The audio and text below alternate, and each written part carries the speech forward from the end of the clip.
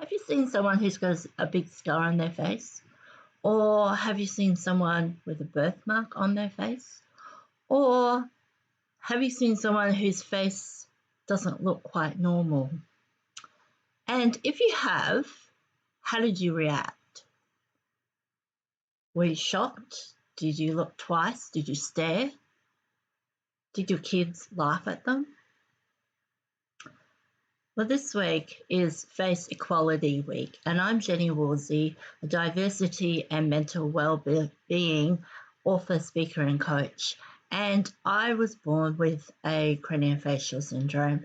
So growing up, I had a rather difficult time with bullying and prejudice and society not wanting to accept that I should be out living my life. Now people look at me and go, you don't look like you've got a facial difference. Your eyes are just big. But that's because I've had reconstructive surgeries along the way. Now, in my last video, I gave 3 tips for what to do if you see someone who has a facial difference and you don't know how to react. Well, in this video, I want to share with you one of my stories from my childhood.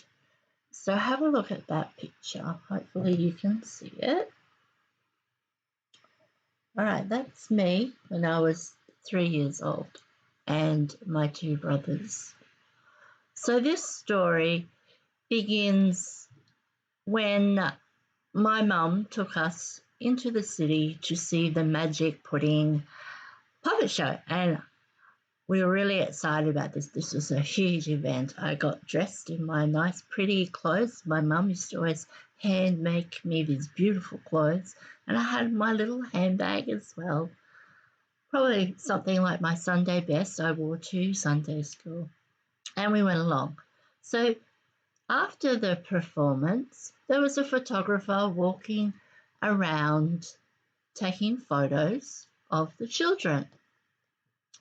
He would position the children and he would say, smile, and he would take a photo. Now, my mum saw the photographer. He didn't come near her, but she wanted a photo because Mum and Dad didn't have a camera, and this was the opportunity for a photo of her children. So she walked over to the photographer and said, excuse me, I'd love a photo of my children. And he turned around and went, yeah, no, and turned his back on us and walked away.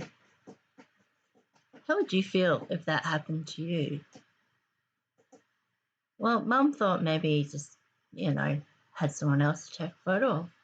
So she went back over to him and said, excuse me, I would really love a photo of my children, please.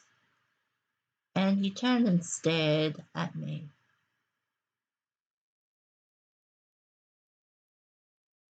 And I said, no, I'm not going to.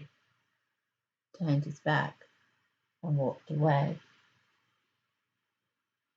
How would you feel if a photographer refused to take the photo of your beautiful daughter who you adored? How would you feel? Well, my mum had learnt by now that the world didn't like my face, and there were lots of people who didn't want to give me the time of day. So she demanded, I want a photo of my children. So what do you think he did? Look at this. Are we positioned? Are we smiling? He turned around and went, click. No positioning. No, are you ready? No, please smile. He just took the photo. And that is the photo that my mother purchased because she wanted a photo of her precious children. Now, Mum had already learned in those 3 years that it was going to be tough on her, on Dad, on my brothers and me. And that continued all the way up until my final surgery. So, why am I telling you this story? Well, it's 2020. One would think that by now, people with facial differences would be more accepted than in the 1970s. But I'm sorry to say, they're not.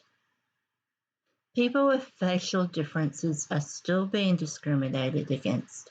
They're still being called horrible names, and there is a lot of prejudice. People aren't giving them jobs because of how they look. They think everyone with a facial difference isn't intelligent. There's all these subtle things that happen when you have a face that doesn't look normal. So I told you that story because I want you to think when you see someone who has a face that looks different, be kind to them, be nice to them, and include them because we are all human and we are all diverse. And that's what makes humanity so wonderful.